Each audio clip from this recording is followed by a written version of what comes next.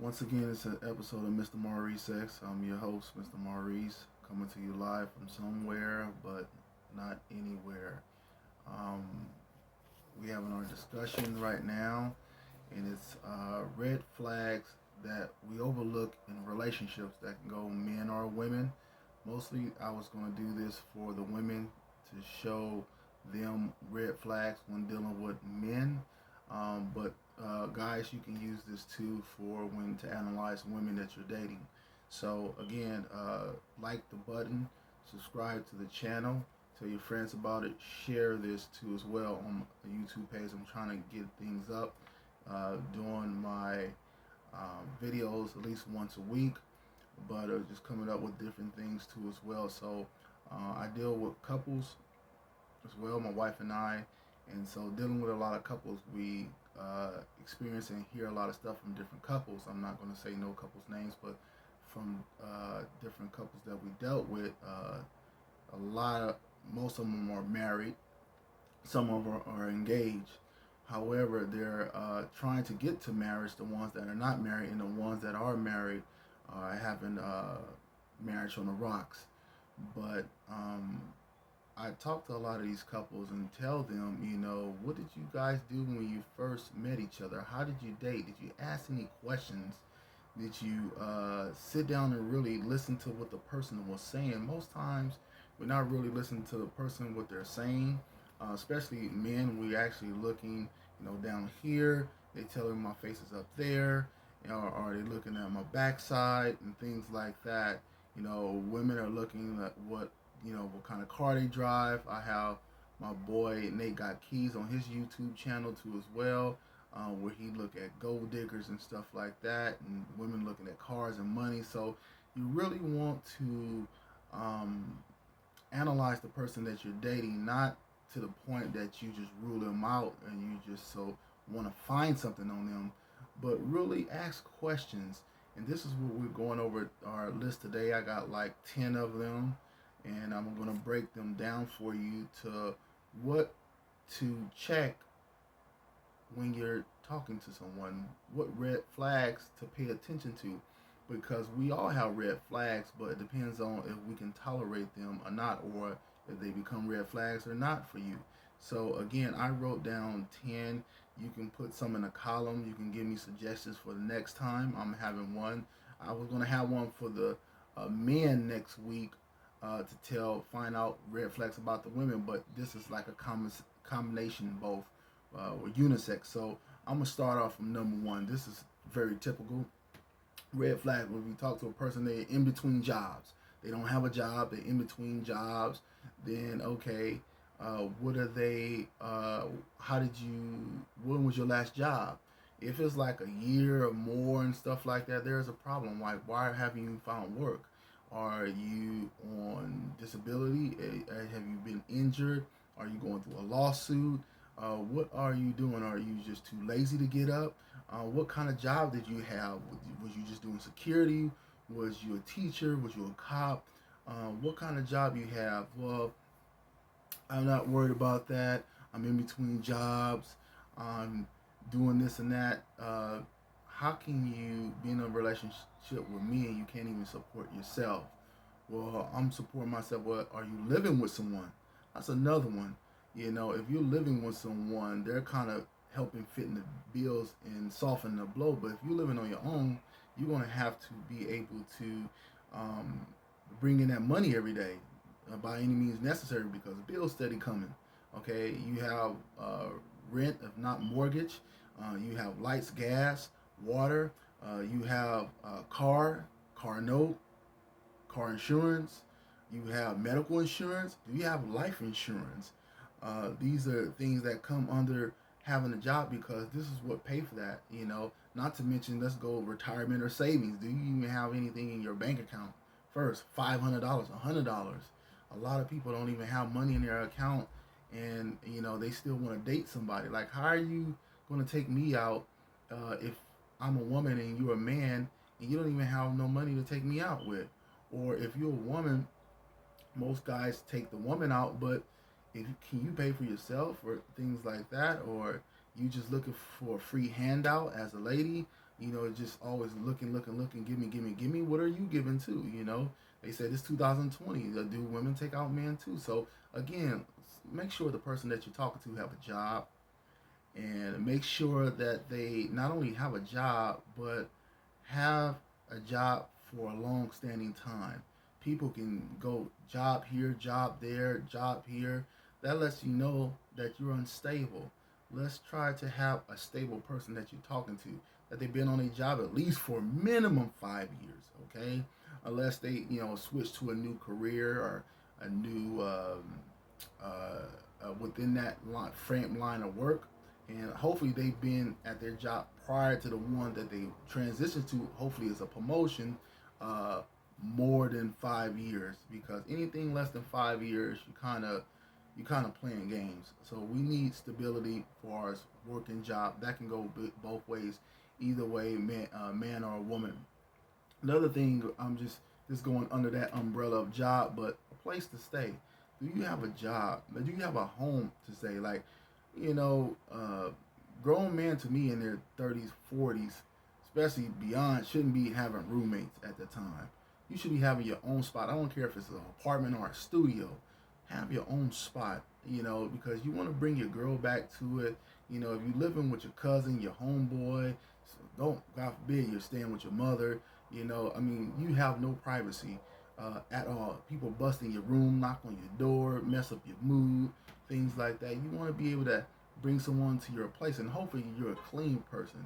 Hopefully you tidy up. Hopefully you have a maid or something like that. You want to have your place, especially as a guide, so you can show the woman, like, this is how I live, this is how I move, things like that. Women, hopefully you have a spot too as well, because you don't want to, go to a man's house or his roommate house or something like that. So you want to be able to, you both have your places, separate places, and not moving in with each other too as soon as possible.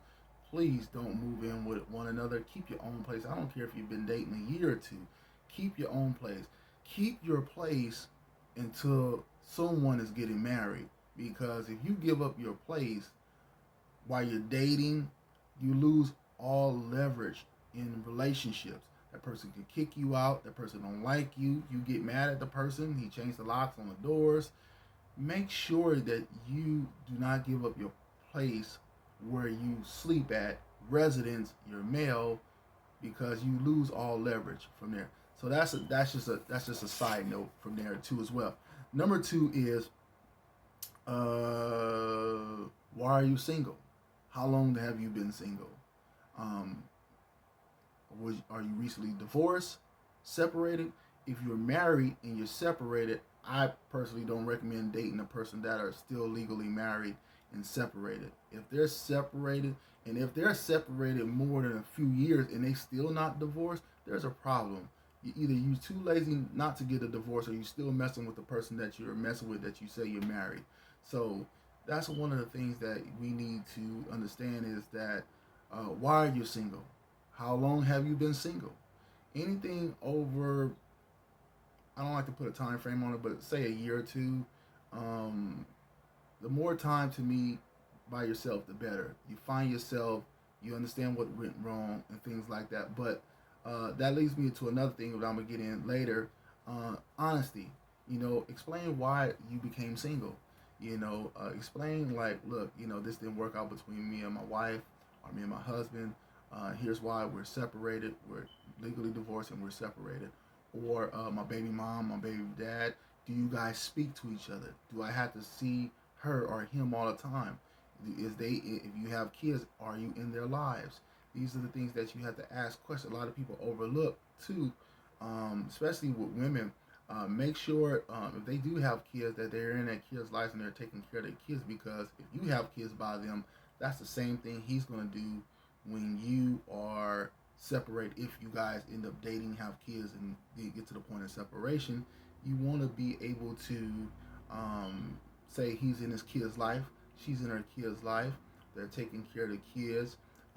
I met the kids hopefully later down the line, nothing so quick. So people so quick to show off their new person to the kids or the family. Like, look, you don't even know if this is gonna go right. Though. Stop bringing people around that these fly by night people. We don't want fly by night people to come around in the children's lives, and they're gonna be in and out. You don't know if this person is fit for you.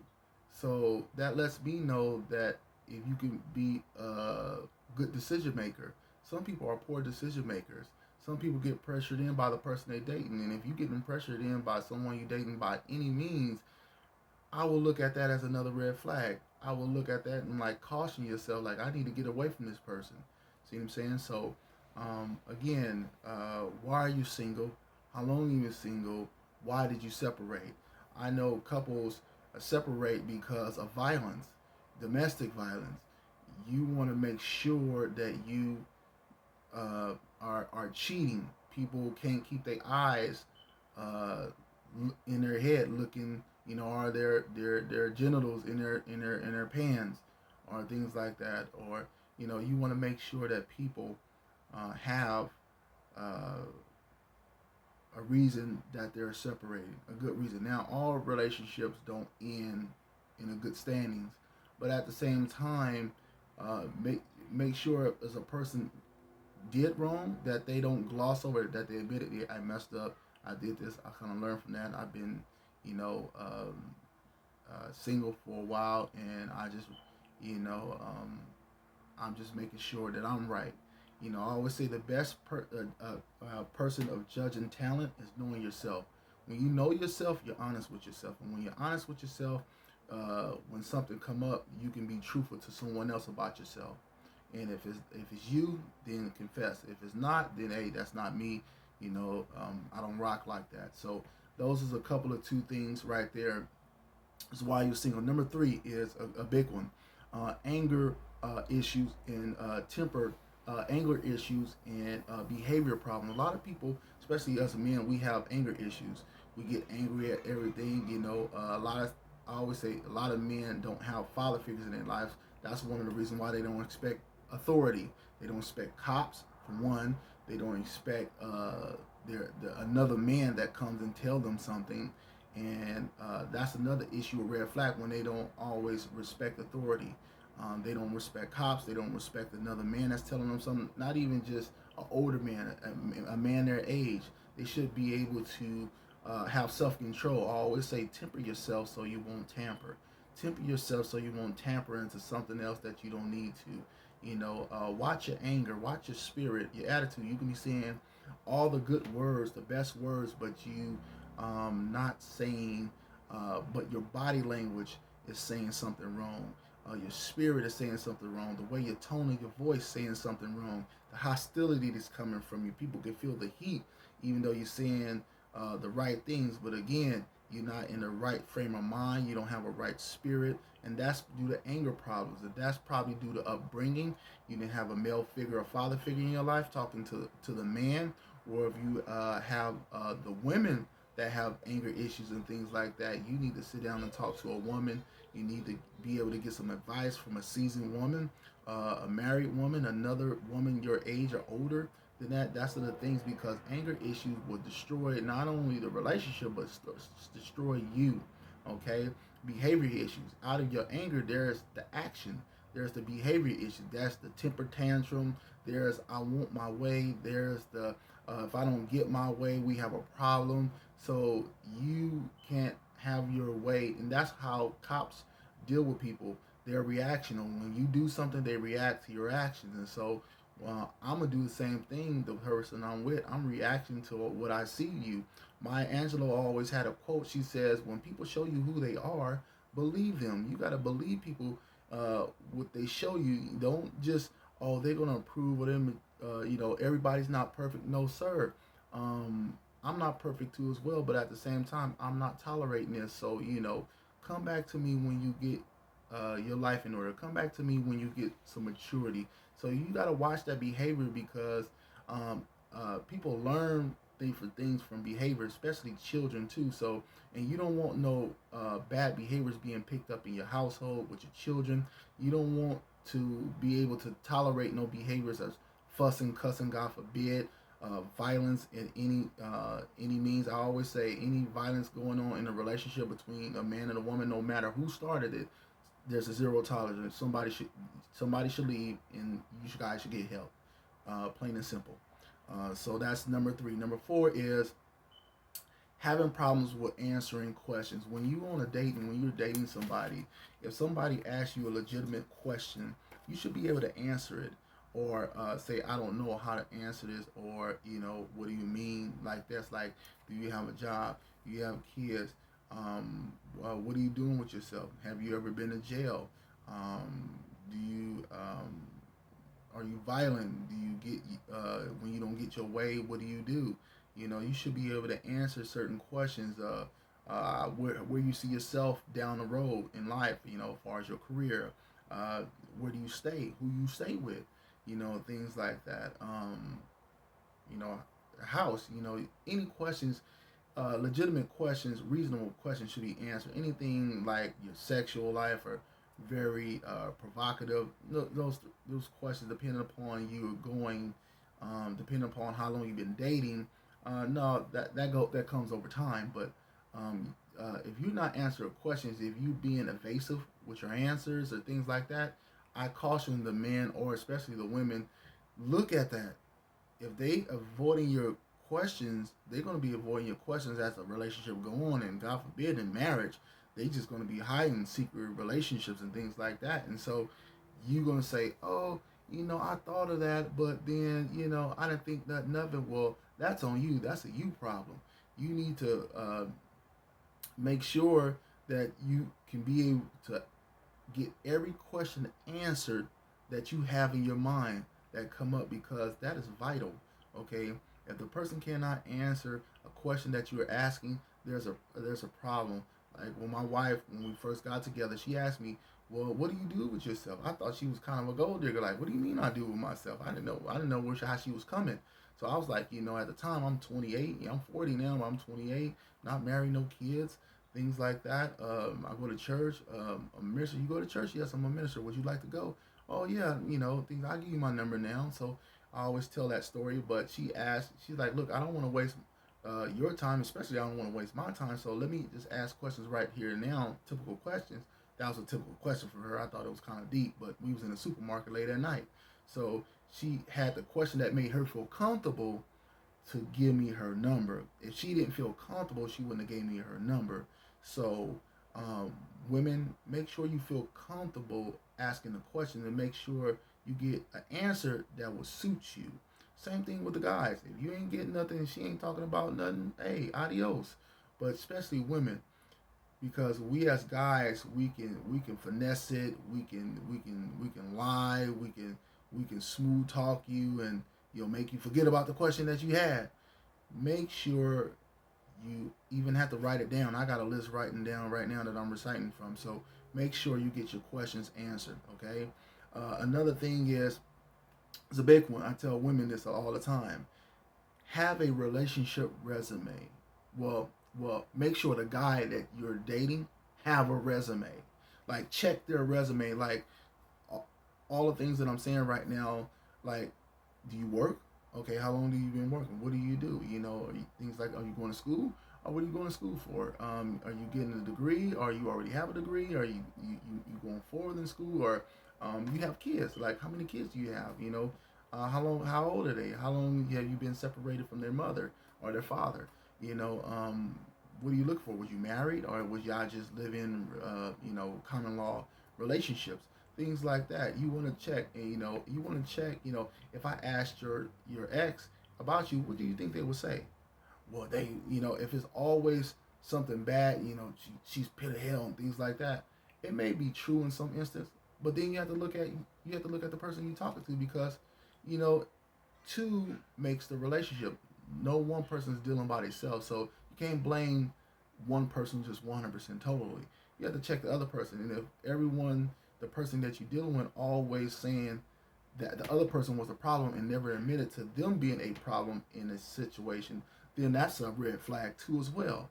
Okay, if they never admitted that there are no faults, they didn't do no wrong or things like that, but they always study explaining about how the other person messed up, you have to look at that as a red flag. But again, the resume, just like I tell women that look, just when you go to the job, or guys, when you go to a job, they ask you, who's your former employer? How long you were employed? Did you come to work on time? Did you get any warnings, write-ups? Did you get any disciplines? Do you know how to do this type of trade? Things like that. So, I mean, especially when you lead to marriage, you have to be able to say, look, do you, how long you been on your job? Do you have a house or apartment? Do you looking to build from that apartment? Do you looking to go further in that job? Or if you have a career, like how long you had that career? Have you saved any money? What's your plan on saving? What do you think about going to school? How about this city? Um, what about me if I further my education? Are you a good support? What me supporting you?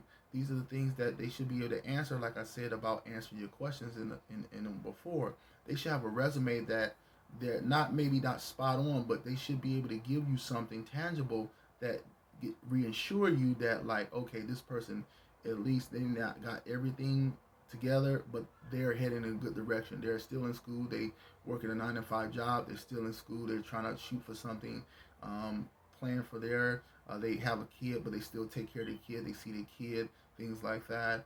They have a place to stay. They're not in between jobs. It's not the best, but they're showing effort. They should have a resume that they're showing effort on certain lists. The questions that you ask. So again, make sure that person have a resume. Make sure someone can vouch for them other than a family member or their best friend. See if someone see if an ex can vouch for them. See if someone that they know can vouch for them. Take you around coworkers or if, things like that. That they can vouch for them. Somebody got to vouch for you other than your best friend or your mama. So make sure they have a resume or check them to say, what's your resume? Tell me about you. Things like that. Because what is this, a job interview? Yes, especially if we go long term. I mean, maybe you probably can ask that down the line of the few dates or you're dating or become an item. Maybe not on a first date, but if you're trying to get serious, like, look, why should I marry you? Why should I say yes to your proposal? Like, tell me why. What are you doing for yourself? If you can't answer those questions, you're not ready for me. And so it's just not, it is what it is. Number 6 is never having a good positive conversation. This is one of the things that a lot of couples have problems with that me and my wife counsel. They don't know how to. Apparently, they get amnesia about talking to one another. They don't know how to have an intimate conversation.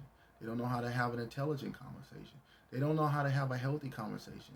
It's like what? But everyone else, it seems like they can have a conversation with their girls, their homeboys, the coworker, the guy at the bar, things like that. But when it comes to your boyfriend or your girlfriend or your husband and wife, especially, you should be able to have a good conversation.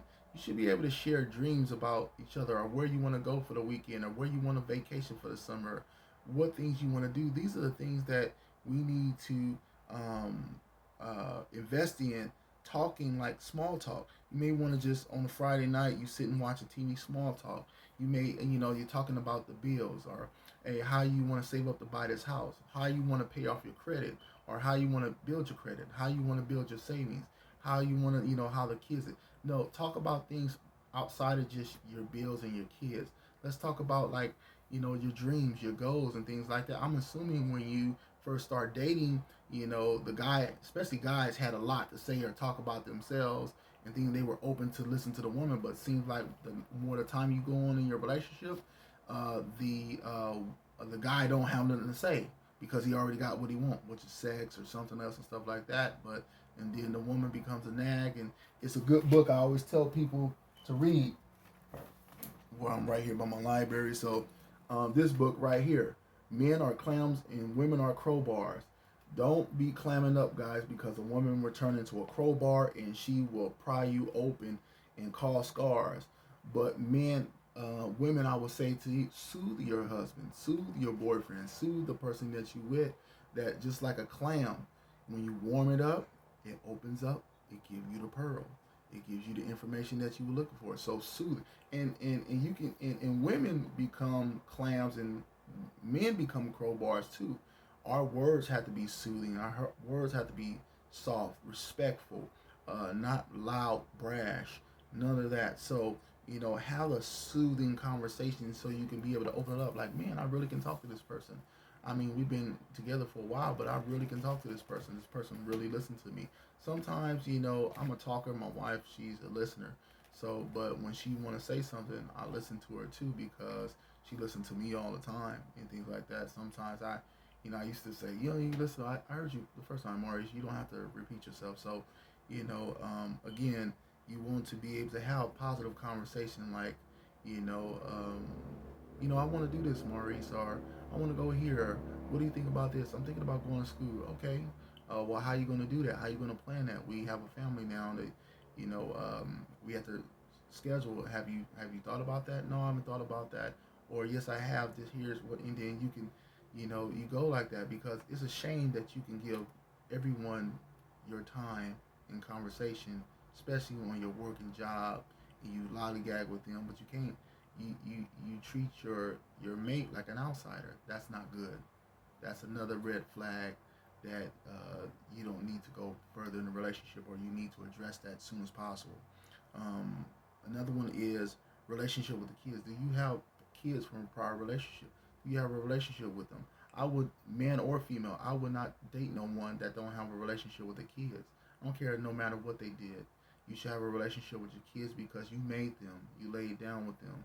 They're spitting the image of you, and they're gonna pick up your habits, and they're gonna do that to someone else, and that's how bad relationships happen. That's how generation curses happen. So those is things. That's a red flag to me. If my wife had a kid prior to me, and she wasn't in her kid's life, especially me, if I had a kid prior to my wife and I wasn't in my kid's life, then that's a red flag. Because it's gonna show me that's how you may do my kids. Especially if you don't have a relationship with your family, like your mother or father, if they're not alive, if they're alive, and your siblings, you always rival on with your siblings. Now if I go around your siblings and they seem okay, but you can't get along with them, it's like it's you the problem, not them. But sometimes siblings we can get common with one another and they can put your buttons, but you should be able to rise above that. I tell people as you get older, you should be able to graduate out of this immaturity stuff, this bickering stuff. It's hard. People did wrong to you, but you should be able to rise to the occasion and say, look, I'm sorry, or, I forgive you, man, things like that. So life is short. People are dying out here. You want to be able to enjoy the family right now and not be regretful when you see their casket, okay? So try to have a relationship or see if they have a relationship with their friends, and don't give them leverage, or don't go further in a relationship until you get questions answered, no matter what it is, because the more you give, the less you have as leverage. I always say leverage is key in relationships, marriage, job, business. I mean, you don't know, you give your leverage away every time you do something. Especially like I said, you move out of your place into another person's place. That's giving them leverage because they can put you out. You stop working and they make the money. That's a leverage to their advantage. They may not want to give you the money. They may be stingy. They may be evil. They may be a bad person. So again, leverage is key. Another one is keeping the man, keep repeating that I'm the man, I'm the man, I'm the man. If you keep repeating that you're the man in a relationship, obviously you're not the man, because that's, for one, it's an insecurity problem in my opinion. And then second of all, that if you're doing boy moves, you're not a man. You may be a man by adult. You got hair on your chest, your face. You're big and strong, but you're not doing man moves. You're not taking care of yourself, taking care of your house, taking care of your wife, your kids, doing responsibilities, paying bills, not avoiding people, having uncomfortable, serious conversations that need be, having a conversations with your woman where you having conversations with your best friends and everything, but you can't have a conversation with your woman. You're not the man. All you are a boy trapped inside a man's body. So you have to be the man in action to be the man respected as such. Women's too. You have to be able to be respected as the woman. You have to do womanly like things. Last is 3 to 5 years. Do you have a plan for your life? 3 to 5 years. Do you have a plan for your career, your life? If you don't have no plan, then why do I need to plan my life with you? If you don't have no plan, we need people to do plans. We need to. You have a retirement, get a home, buy a home, pay off credit, have a family, get a job, different car, aspire to great, inspire me, build together. These are the things that we need to know. So these are red flags that I'm talking about that people overlook every day, and then they get married and say, how did this happen? I don't know how this happened. Well, it happened because you overlooked these red flags that I read to you, and there's more red flags that you guys probably put in the comment section. So again, this is the video I just wanted to put out as far as red flags that we overlook in relationship. Not only men but women. You know, we overlook red flags. So if you have some red flags that you overlooking, please don't, because you're cheating yourself out of all people, and you're cheating your family if you have it. So again, comment in the comment section, share and like my page. Subscribe to it if you can. Take care and God bless.